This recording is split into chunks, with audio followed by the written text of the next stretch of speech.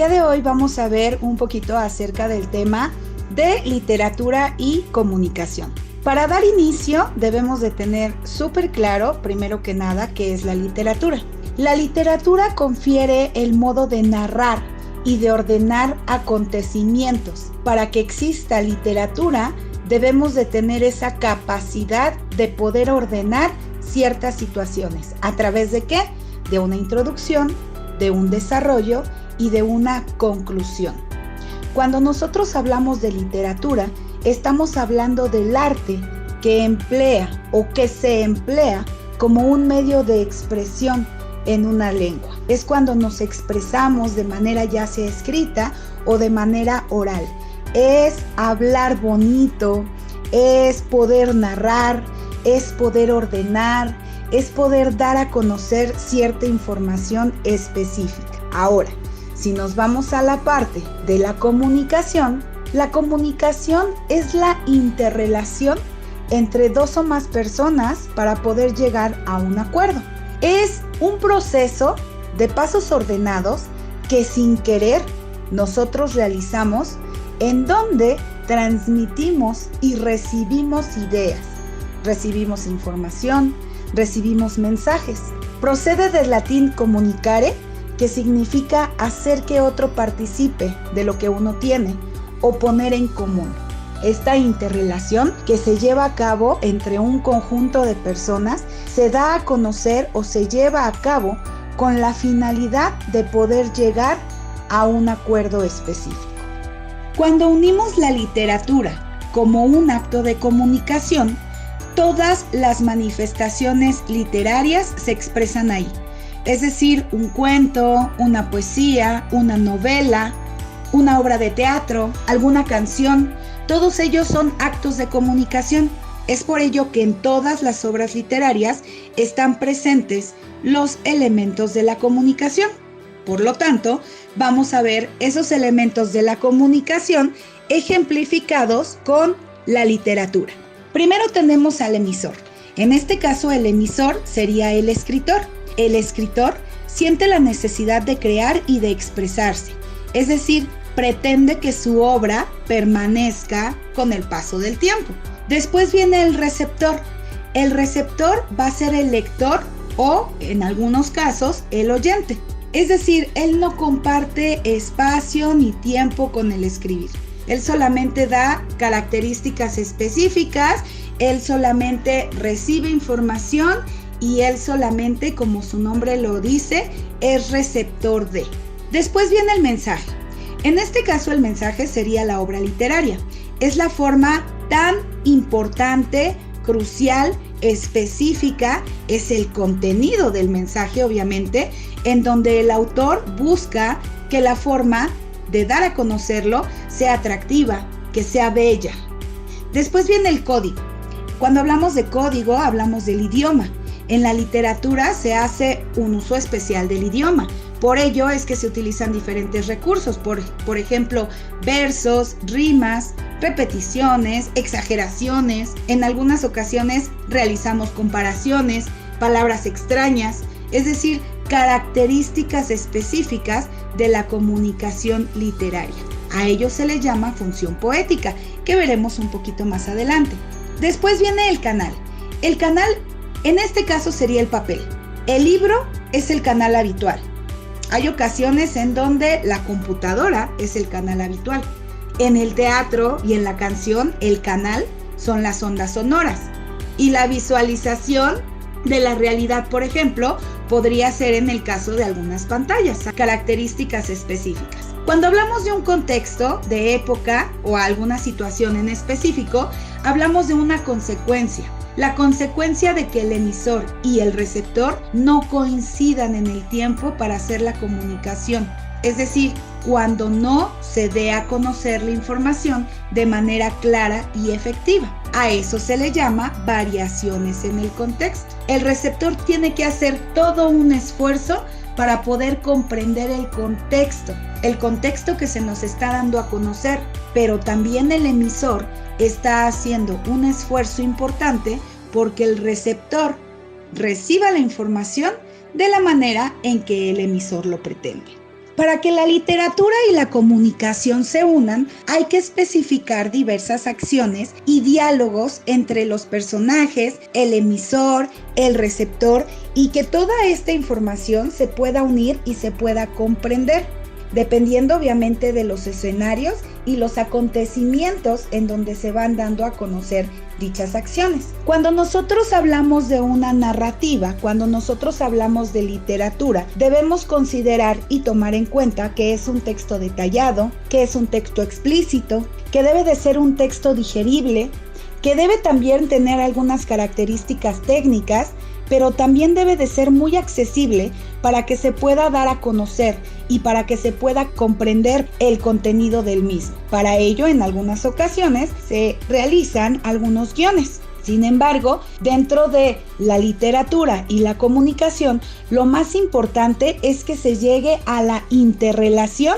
entre el emisor y el receptor. Cuando nosotros damos a conocer acotaciones dentro de esta literatura, vamos a puntualizar en la observación, en la explicación y en la designación de cada una de las acciones y de los actos que se van a realizar dentro de la narrativa como tal.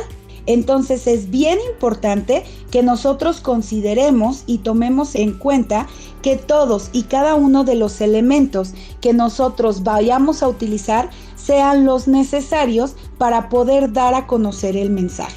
No solo se trata de comunicar, sino también de utilizar el lenguaje de manera apropiada.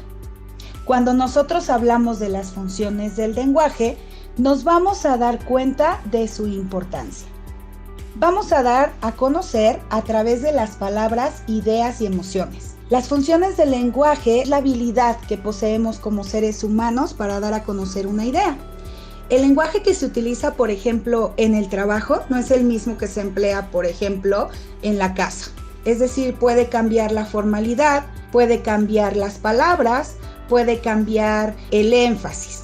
Las personas en algunas ocasiones somos un poquito más espontáneas o más acartonados, depende en dónde nos situemos. Las funciones del lenguaje y Roman Jakobson son 6. Son nombradas referencial, apelativa, emotiva, fática, metalingüística y poética. Esta clasificación es elaborada precisamente por Roman Jakobson en 1896. Entonces, bueno, a mediados del siglo XX aproximadamente se dedica a estudiar las diversas formas de comunicación que nosotros tenemos como seres humanos, como esta capacidad nata que tenemos para nosotros poder comunicarnos. Llega a la conclusión de que las personas utilizamos distintas formas, términos, voz a la hora de hablar, ya que cada una de las conversaciones tiene un fin diferente. Sin embargo, debemos de tomar en cuenta que el emisor, es decir, quien da a conocer el mensaje, la persona que está dando a conocer la información, y el receptor no son los únicos que van a comprender las funciones del lenguaje. También es importante el medio de comunicación que nosotros utilicemos. Por ejemplo, la voz, las cartas, las redes sociales hoy en día. Entonces, de esta forma se percibe que la finalidad que nosotros utilizamos debe de ser comprendido por todos y cada uno de los interlocutores. Ok, la siguiente función de la lengua tenemos la función apelativa. Esta función es aquella que pide, que ordena, que convence, que sugiere. Es decir, como un ejemplo, es cuando sugerimos algo, cuando damos a conocer algo. Voy a influir sobre alguna persona, voy a ordenarte algo. Miguel Ángel, saca la basura. Es decir, te voy a dar a conocer una acción que tienes que realizar. Después viene la función fática. La función fática se utiliza para verificar cada cierto tiempo que la comunicación entre los interlocutores, es decir, entre el emisor y el receptor, no se interrumpa. También se utiliza para poder abrir algunas conversaciones, es decir, vamos a hacer algunas preguntas para no perder el hilo de lo que estamos hablando. ¿Estás ahí? ¿Me escuchas? Hola, buenos días. Es decir, vamos a verificar la comunicación entre algunos interlocutores, depende cuál sea la situación de la que se esté platicando. Después viene la función emotiva. En esta función emotiva, como su nombre lo dice, la podemos identificar rápidamente, pues es cuando el emisor quiere comunicar su estado de ánimo, sus emociones, sus sentimientos, van a dar a conocer una noticia, van a enfatizar acerca de alguna situación. ¡Ganó mi equipo favorito! Estoy muy triste. ¿Por qué te vas? Es decir, vamos a dar a conocer ciertas acciones y vamos a dar a conocer nuestros sentimientos, que eso es lo más importante, por eso es una función emotiva. Después viene la función metalingüística. Esta función se va a centrar en el código. Reflexiona sobre el lenguaje mismo. Esta función, cada vez que quieras escribir correctamente una palabra, obviamente, una oración, y necesites buscar cómo se escribe, estamos hablando de una función metalingüística. Es decir, situaciones específicas, situaciones, reglas, generalidades, lleva acento, no lleva acento, se escribe con S, con C, con Z, el significado de alguna palabra. Ahí es cuando nosotros estamos hablando de una situación metalingüística. La función poética va a buscar embellecer el lenguaje y las palabras. Se encuentra presente en obras literarias, especialmente se ve en la poesía. Cuando nosotros recitamos una poesía, cuando nosotros damos a conocer una poesía, pues obviamente hay versos, hay rima, hay ritmo, pero tratamos de embellecer las palabras a través del lenguaje. Esa es la función principal de esta función de la lengua, embellecer las palabras y a través del embellecimiento de las palabras poder enriquecer el contenido de la obra literaria.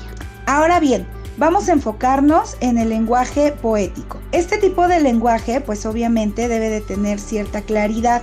Para ello es necesario hacer uso de algunas situaciones específicas a quienes vamos a llamar figuras retóricas. Primero tenemos comparación o símil. Comparación o símil es cuando se expresa la semejanza entre dos cosas, mencionando una característica común en ambas, obviamente, utilizando nexos, entre los cuales se pueden mencionar, por ejemplo, como, cual, tal, parece, así, por ejemplo. Y entonces a partir de ello ya nosotros podemos realizar alguna comparación. Por ejemplo, tus manos bellos, cual espuma de mar. Después viene la metáfora. Es cuando se le da una característica imaginaria a una persona, a un animal o a una cosa, comparando dos objetos, pero sin utilizar nexos. Por ejemplo, tus manos bellas, espuma de mar. Ahí es en donde nosotros realizamos una metáfora. Anáfora o aliteración. Este va a consistir en la repetición de uno o varios sonidos, ya sea de una palabra o de un enunciado como tal. Por ejemplo, se oyen los claros clarines. Bésame con el beso de tu boca. Es decir, estoy repitiendo constantemente. Después viene el epíteto. Es cuando se van a agregar adjetivos al sujeto para acentuar sus cualidades. Cuando se dice, por ejemplo, la noche es oscura o el día es radiante. Prosopopeya. La prosopopeya va a consistir en atribuir sentimientos y acciones humanas a objetos inanimados, a cosas abstractas o animales. Por ejemplo, el perro fiel aguardó la morada. Es decir, es algo que no puede suceder, pero lo decimos. Hipérbole. Es cuando se exageran las características de un determinado sujeto o un objeto. Por ejemplo, tanto dolor se agrupa en mi costado que por doler me duele el aliento. Entonces sabemos que el aliento no puede doler, pero es algo que nosotros decimos y vamos adornando la palabra. El lenguaje poético se presenta como un reto a la imaginación. Nosotros imaginamos, nosotros podemos hacer que cobre sentido cuando llegan al corazón del lector, cuando le damos realmente ese énfasis, cuando lo adornamos, cuando le ponemos flores con nuestra voz, con nuestra redacción, con nuestra ortografía, con nuestras comparaciones. Ok, dentro de todo ello es bien importante considerar y tomar en cuenta el papel de la comunicación dentro de la sociedad. La comunicación obviamente es importante para entendernos y consiste en una habilidad que va más allá de la palabra. va más allá de lo que se involucra. ¿Por qué? Porque se involucran sentimientos, se involucran emociones, se involucra un lenguaje no verbal, como por ejemplo los gestos. La comunicación consiste precisamente en un proceso complejo que va a involucrar a un emisor que inicia un mensaje, un canal por el que se transmite y un receptor que lo decodifica. Este proceso se ve obviamente influenciado según el contexto y el código empleado en el mensaje. La comunicación la encontramos en todos lados, la encontramos en el trabajo, en la escuela, la encontramos también en nuestra casa. Debemos de estar comunicándonos constantemente y de esta manera nos damos cuenta que tenemos un ámbito de las organizaciones que es fundamental para un buen desempeño, no solamente en un empleo, no solamente en una casa, no solamente en un colegio, sino en cualquier lugar en donde nosotros nos paremos, debemos de tener una comunicación efectiva, ¿ok? Entonces, hoy en día se hace demasiado hincapié en la importancia de la comunicación de manera generalizada. Es fundamental hablar y referirnos a las demás personas de la manera adecuada, poder llegar a un acuerdo, poder ayudar, poder ser capaces de vivir en un mundo en donde cada vez es más exigente y en donde cada vez cuesta más trabajo poder comunicarnos. ¿Por qué es importante la comunicación dentro de la sociedad? En cada uno de nuestros ámbitos podemos irlo definiendo y podemos ir dando argumentos y estructuras y podemos ir clasificando y estudiando cada una de las áreas en las que nos desempeñamos. Sin embargo, si no conocemos y si no desempeñamos bien el papel de la comunicación, de nada sirve decir qué tan importante es la comunicación en la sociedad.